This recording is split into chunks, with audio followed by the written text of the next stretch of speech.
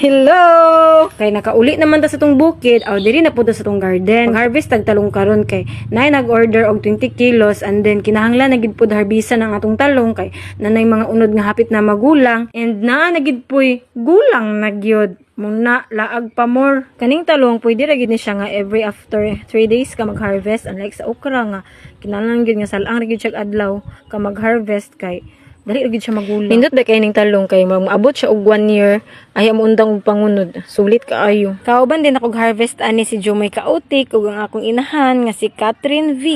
Grabe inyong Kautik o kugi kaayo. So, oy, motabang ba ni siya among patabangon? Inya akong dula, dula gid pud ni siya to the max. Amo lang ni siyang patabangon kay para di pud magdako bitaw nga tapulan napoy mahimbalan sa kinabuhi. Dili ra puro dula. Parehas ana amo siyang gipatabang og harvest. Hagka pra man kay nga trabaho no, igo ra man siya magbira-bira anang mga talong, di ra man pud siguro siya mabalian ana. Para pagdako niya ba di lang siya magtan-aw sa trabaho, kabalo pud siyang mutabang.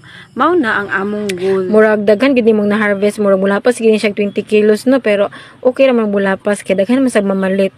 Ug dili pud mahurot diri sa Lourdes, dalon pud ni siya alubihid na ray magkuha ani deliver dito sa merkado sa alubihid sa poblasyon. Timing kayo kay pag humana mo og pili sa talong, naabot din namong buyer atong 20 kilos. Salamat jamo mga madam sa pagpalit sa among talong. Ninduta kay sa among harvest karon. Oy, kay gamay ra kaayo ang reject, mauran na. Iwason pa diyan natutog harvest ugma no kay igo ra gid mi nagkuha og 20 kilos para adto nilang madam nga nagpalit. Kay ugma manggod na ato akong uncle nga siya ang ga-deliver didto sa poblasyon alubihid. So mao na mong halin today, may na lang ba na extra income. Salamat sa pagtan-aw. Love your parents.